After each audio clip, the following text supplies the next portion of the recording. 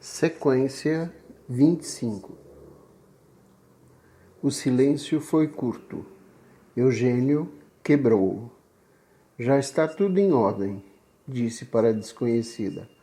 A moça está fora de perigo. Forçou um sorriso. A jovem do roupão escarlate continuava a contemplá-lo sem falar. Eugênio teve a impressão de que as próprias palavras lhe voltavam contra o rosto, como uma bofetada. O seu constrangimento cresceu. Ela já não sabia o que fazer com as mãos. Vestiu o casaco desajeitadamente. Ponha fora esse lençol sujo de sangue, ordenou a mulher, loura, a mulatinha. Jogue-o no lixo, ou queime-o, mas leve isso depressa. Contraiu o rosto numa careta de nojo. Depois de examinar Eugênio da cabeça aos pés, com ar de divertida curiosidade, disse-lhe seca: "O senhor, venha comigo." Fez meia volta e enveredou pelo corredor. Depois de um segundo de hesitação, Eugênio seguiu-a. Passou a mão pelos cabelos, arrumou a gravata. Ouviu a voz do enfermeiro. "Vou esperar no carro, doutor." Atravessaram um corredor claro. Eugênio seguia a mancha escarlate. O cachorrinho atrás da dona, pensou. Aborreceu-a. Aborreceu-se a si mesmo. Não havia de lamber-lhe as mãos. Talvez chegasse até a mordê-las, se não lhe faltasse coragem. Mas que diabo queria dele aquela mulher? Chegaram a um salão sombrio e fresco. Vasto livro cuja decoração ia do marrom profundo ao bege claro. Por alguns instantes, Eugênio esqueceu a rapariga. Olhou o sofá e as poltronas fofas, de aspecto confortável. Os quadros das paredes, cujo desenho ele não distinguia bem, mas adivinhava modernos e estranhos. A estante de livros com lombadas atraentes, o vasto tapete peludo. Respirou fundo. Se o conforto tinha um cheiro especial, ele estava-o aspirando agora. Um cheiro adocicado e pulverulento que vinha das madeiras lustrada, dos estofos finos, da cera do soalho. A jovem voltou-se para Eugênio e mostrou-lhe uma poltrona. "Sente-se." "Como se eu fosse um criado", pensou ele. E uma ordem. Lançou-lhe um olhar sombrio, mas sentou-se. Mergulhou fundo na poltrona com uma inesperada sensação de bem-estar. Por alguns segundos deixou-se embalar por aquela impressão de conforto e de macio repouso. Deu, porém, com os olhos da rapariga postos nele com fixidez. Desagradável ser analisado daquela forma. E não era de direito que ele se achasse em posição tão displicente, tão à vontade, como se estivesse em casa. Sentou-se mais na ponta da poltrona, impertigando o corpo. A jovem do roupão escarlate inclinou-se sobre a pequena mesa redonda e abriu a caixa de cigarros. "Fuma?" perguntou, aproximando de Eugênio a caixa prateada. "Não", mentiu ele. "Muito obrigado." Fumar só lhe podia aumentar o embaraço. Ela acendeu um cigarro, soltou uma baforada e continuou a contemplar Eugênio com olhos maliciosos.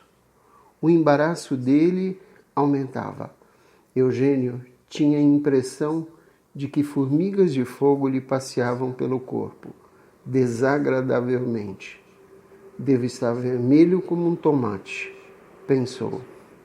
Desviou os olhos Vi agora, na outra extremidade do salão, uma lareira de ladrilhos cuja cor combinava com a dos estofos e dos tapetes. Em cima do parapeito da chaminé havia uma estatueta preta, uma mulher nua parecia, ou um atleta, ou era um negro. Quando tornou a olhar para a jovem, Eugênio viu-a séria, com uma ruga de reflexão na testa. Qual sua opinião sobre Freud? Perguntou ela de repente. A pergunta escapou-lhe dos lábios, junto com uma baforada de fumo. Mas as suas palavras não tinham a natureza vaporosa do fumo. Eram sólidas, agressivas. Bateram com violência no peito de Eugênio, deixando-o por um instante sem respiração. Ela contemplava-o com um ar irônico. Havia uma indescritível malícia nos seus olhos, cor de mel queimado. Eugênio remexeu-se na cadeira e gaguejou. O que é que eu penso de Freud? Bom, Rio Amarelo. Essa sua pergunta tirou o lenço do bolso e passou pelo rosto, que sentia agora úmido de suor. Ela continuava a sorrir com o canto da boca. Será que nunca ouviu falar de Freud? O senhor não é médico? Sim, sou médico. Mas a senhora compreende. A pergunta foi tão inesperada. Enfim, eu não... Calou-se. Sentiu que devia estar com cara de tolo. Que imbecil! A pequena mangava com ele, divertia-se à sua custa. Devia ser dessas meninas ricas, mimadas e literatas, que gostam de falar em Freud e na questão sexual só para mostrarem que são modernas e que não têm preconceitos. E ele, prestando-se para a ridícula brincadeira, devia ter percebido antes e ido embora. Sentiu o desejo de dizer barbaridades, nem que fossem vestidas de termos científicos. No entanto, mantinha-se num silêncio embaraçado, dançando na cadeira. Mas acha estranha a minha pergunta? Não sei por quê. Preferia que lhe perguntasse a sua opinião sobre o professor Picard ou sobre o câmbio? O seu rosto estava sério, mas os olhos soltavam gargalhadas, brilhavam por trás do fumo azulado. Eugênio ergueu-se. Com licença, disse. A senhora está brincando comigo e eu tenho que fazer. Esforçava-se por assumir o ar paternal do adulto que diz à criança travessa que não tem tempo a perder com brincadeiras. A jovem deu um passo à frente e aproximou-se mais de Eugênio. Brincando? Pelo contrário, nunca falei mais sério em toda a minha vida. Como é mesmo o seu nome? Eugênio Fontes. Ele sentiu o perfume que vinha do corpo dela, um perfume quente e doce. A sua perturbação agora era de outra natureza. Pensamentos confusos enevoaram-lhe a mente. Contemplaram-se em silêncio por um breve instante. Ela sacudiu a cabeça devagar, largou o cigarro no cinzeiro e disse: o senhor é um exemplar raro, de uma espécie quase desaparecida. Ela está, sabe, na grelha, pensou Eugênio, sentindo a raiva voltar. Não compreendo. Um homem que fica vermelho e atrapalhado só porque se acha sozinho diante de uma mulher que não conhece, mas perdão, sentiu vontade de esbofeteá-la ou de beijá-la. É um médico, acrescentou ela. Ainda se fosse um seminarista, Eugênio sentia a cólera avolumar-se no peito, subir crescer, podia romper a muralha da timidez e tomar a forma de um palavrão. E num relâmpago, viu mentalmente a mãe dizer para Eugênio, de 6 anos: Deus castiga os meninos que dizem nome feio. De repente, veio-lhe um desejo de reagir. No fim de contas, aquilo era um incidente sem consequências. Dentro em pouco, ele estaria longe dali e, de certo, nunca mais tornaria a ver aquela rapariga. E que espécie de mulher é a senhora? Perguntou, encarando-a num desafio. A jovem sacudiu a cabeleira num gesto de faceirice. Olhou para as unhas muito vermelhas e polidas e depois respondeu com calma: Sou uma mulher que gosta de provocar reações. Os cientistas fazem experiências com rãs, com cobaias. Eu prefiro utilizar nas minhas seres humanos. Eu sabia, disse Eugênio para si próprio. Uma literata, um misnome. Que idiotazinha! Merecia uma lição. E acha algum prazer nisso? Um prazer enorme. Eugênio enfiou as mãos nos bolsos. Lembrava-se de que um dia tomara parte numa representação teatral. Sofrera agonias, apesar de saber o papel na ponta da língua. Agora tinha a impressão de que se achava de novo no palco. A heroína e o herói, frente a frente, num dueto de palavras. E qual a utilidade dessas experiências? A gente diverte-se. Só? E haverá coisa mais importante no mundo do que a gente divertir-se? Por exemplo, pensar uma vez ou outra em que nem todas as pessoas podem andar bem vestidas e bem alimentadas como a senhora. Olá? Embalado pelas próprias palavras, Eugênio continuou. E que no mundo não existem só cobaias para o divertimento de uma jovem rica, mas há também criaturas humanas que sentem, que sofrem, que têm direito a um bocado de felicidade. Calou-se de repente, encabulado. Aquilo era teatro, puro teatro. Ele nada mais fazia senão repetir um papel decorado.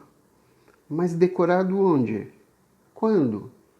Não sentia o que acabara de dizer. Repetia palavras e ideias que andavam no ar. Mas a verdade era que a pobreza e a infelicidade alheia, para ele, não tinham existência real. Ele só sabia das suas dores, das suas necessidades, do seu drama.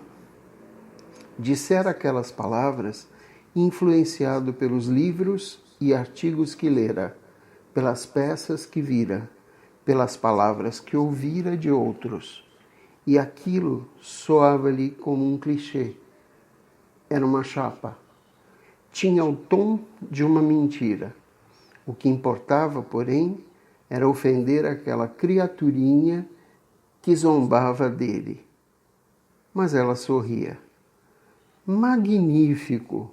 Enfim, a minha cobaia reage. Mexe as perninhas, solta grunhidos. Muito bem. Já tenho o diagnóstico feito. Mirou-o do alto a baixo e disse: complexo de inferioridade. Eugênio sentiu faltar-lhe o equilíbrio. Ela tinha-lhe posto o dedo nas feridas. Provocara-lhe quase dor física. Por um instante, ele permaneceu indeciso e tonto. Sem palavra, fez meia volta e procurou a porta com os olhos. E sempre em silêncio, caminhou para ela. Olha aqui, gritou a rapariga. Eugênio voltou-se mecanicamente. A jovem estendia-lhe a mão branca. Entre o indicador e o anelar havia uma cédula nova de 50.000 réis, cuidadosamente dobrada. Uma gorjetinha, disse ela com maldade. Reparta com seu amigo. Uma nuvem escureceu os olhos de Eugênio e toda a sua raiva explodiu cega. Vão para o inferno, gritou ele. A senhora, o seu dinheiro, Freud e toda a sua raça. E abalou. Temos ainda uns bons 40 minutos de viagem, respondeu o motorista. Eugênio passa a mão pelo rosto e sente que nas últimas 2 horas envelheceu anos. Mas esta angústia, essa sensação de culpa, de remorso, não será o sinal de que algo bom ainda existe dentro dele? Sequência 26. Pensa na filha. A carinha redonda, os olhos graúdos, vivos, num permanente espanto diante de tudo. O nariz redondo, a franja de chinesinha, preta e lustrosa. As feições eram suas, não havia a menor dúvida.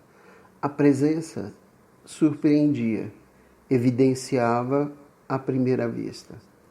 O que Ana Maria herdara de Olívia fora uma expressão de suave seriedade, um ar reflexivo e sereno e um certo caráter humano, algo de indefinível e insituável, que não estava no desenho do rosto nem nos gestos, mas no entanto existia. Impunha-se como uma particularidade, não apenas rara, mas inesquecível. E de súbito, na mente de Eugênio, a imagem da filha é trespassada pelas palavras frias de Eunice numa voz convencional. Não quero saber de filhos. Esses mamíferos esfaimados deformam-nos o corpo. É o que ela costumava dizer às amigas. Ter filhos é uma ação burguesa e inferior. Bom entretenimento para os proletários, para a classe média. Como pode uma criatura refinadamente intelectual sujeitar-se a uma experiência tão brutal, tão repugnante, tão animal? Ficar grávida é permanecer 9 meses em estado de doença e, ao cabo desse tempo, sujeitar-se a um perigo de morte. Ela não podia dissociar a lembrança do parto da ideia do dilaceramento. Ter filhos era quase o mesmo que fazer harakiri. Acontecia que o clássico suicídio japonês tinha a sua nota romântica e a maternidade era um prosaico suicídio lento.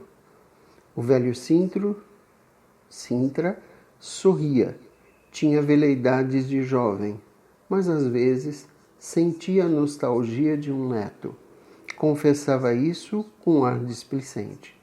E mesmo quando fazia essa confissão, estava representando o papel de gentleman tão do seu gosto. E agora, no meio dos pensamentos tumultuosos de Eugênio, lá está uma cara branca e comprida, de larga testa e olhos febris. Acélio Castanho. Fala em Platão. Recita para Eunice alguns trechos de uma tradução francesa do Banquete.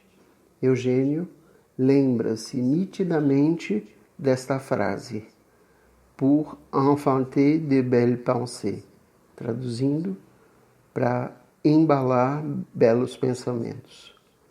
Enquanto Sintra e Filipe falam de negócios, enquanto a mulher de Filipe procurava Eugênio com seus olhos quentes a um canto da sala, Castanho murmurava para Eunice trechos de Platão. Eles uniam-se num amor espiritual pour enfanter de belles pensées. Os belos pensamentos não deformam nem o corpo, nem o espírito.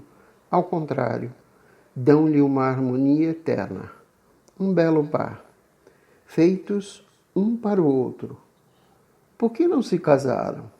A sociedade está construída sobre base de erro e de incompreensão.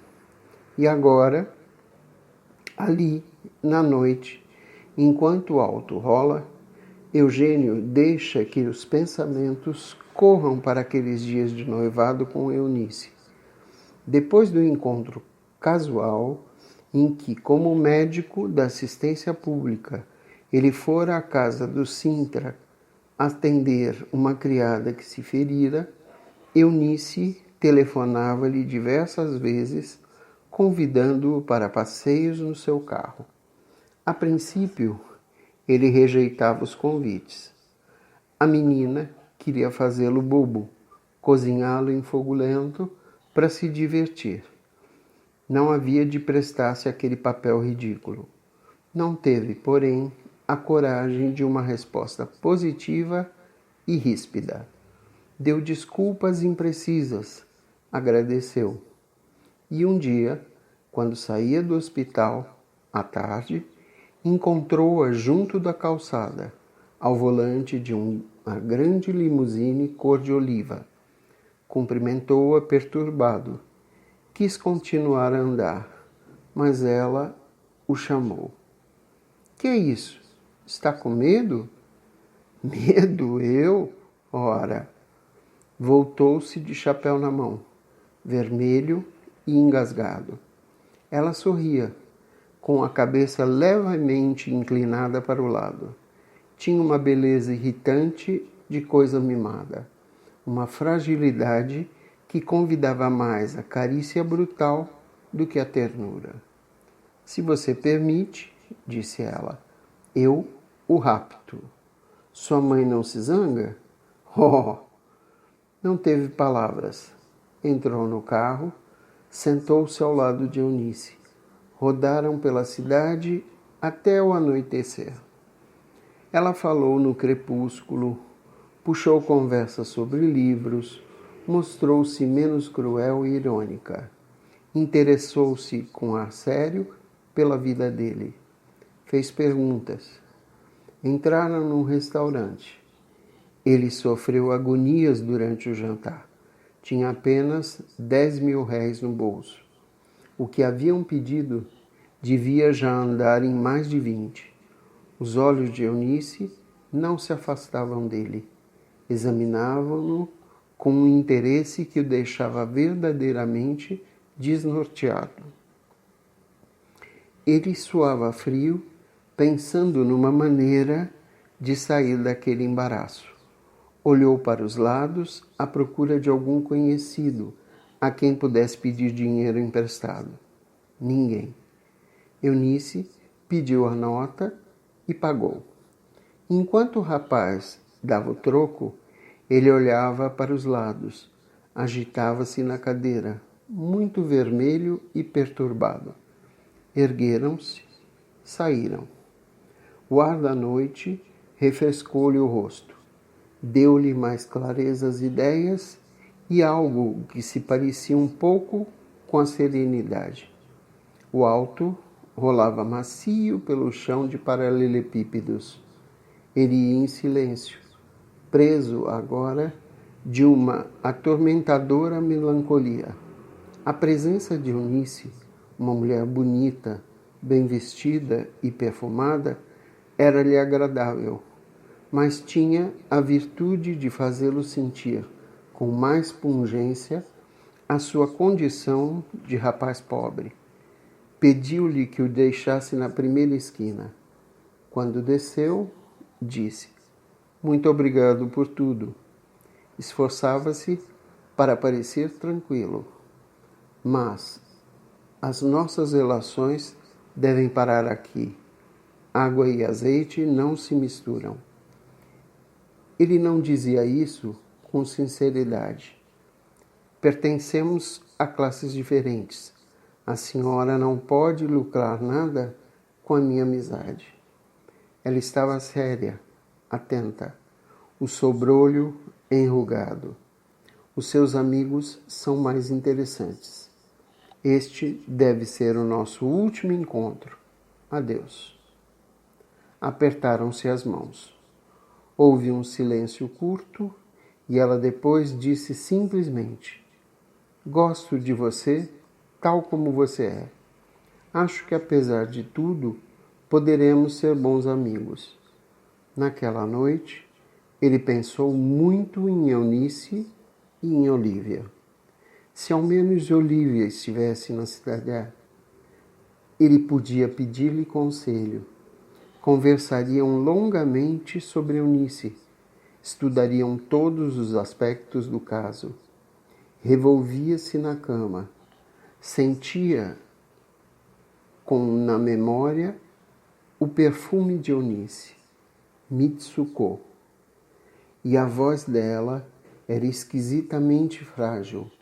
Tinha um certo quê de infantil. No dia seguinte, surpreendeu-se a dar um cuidado maior ao nó da gravata, à roupa. Pensou em comprar um novo par de sapatos, um chapéu. Ao meio-dia, Eunice telefonou-lhe para assistência, marcando-lhe um encontro para a noite. Ele aceitou imediatamente. Foram a um cinema.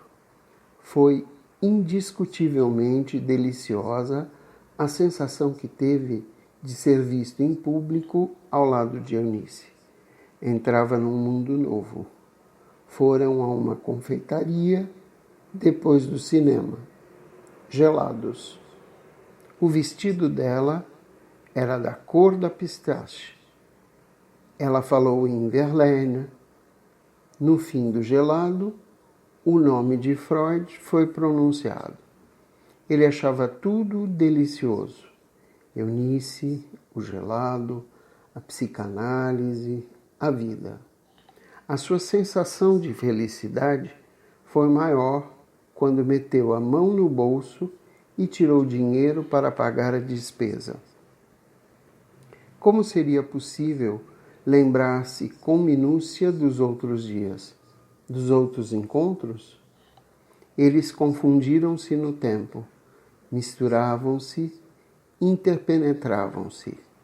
Olivia continuava em Nova Itália. Escrevia de raro em raro. Eram cartas inexpressivas em que ela, mais uma vez, revelava a sua absoluta aversão por qualquer espécie de chantagem amorosa. Cartas de homem para homem, de amigo para amigo. Mas ele vivia momentos amargos de dúvida. Tudo aquilo ia correndo deliciosamente como um paraíso. Mas em que acabaria? Um casamento ali seria coisa desigual e quase impossível? Cada um deles pertencia a um mundo diferente. E se no fim de contas, da parte de Eunice, tudo ainda não passasse de uma brincadeira sem consequências. Ela era rica, podia dar-se ao luxo de fazer experiências com cobaias humanas. E ele conheceu Sintra, conheceu amigos e amigas de Eunice. Sentiu-se mal no meio deles. Imaginava-se a cada passo alvo da ironia e do desprezo de todos. Mas Eunice não lhe dava tempo para reflexões pessimistas. Arrebatava-o. Corriam de automóvel pelas ruas. Cada dia descobriam um recanto novo, um ângulo diferente para olhar a cidade. Falavam em pintura, em poesia, faziam longos silêncios. Uma noite, na esplanada da igreja de São Pedro, olhando as luzes da cidade, de repente se surpreenderam de mãos dadas. Ficaram assim muito tempo, sem dizer nada. Ainda em silêncio, voltaram para o carro e rumaram para o centro. Despediram-se com menos alvoroço.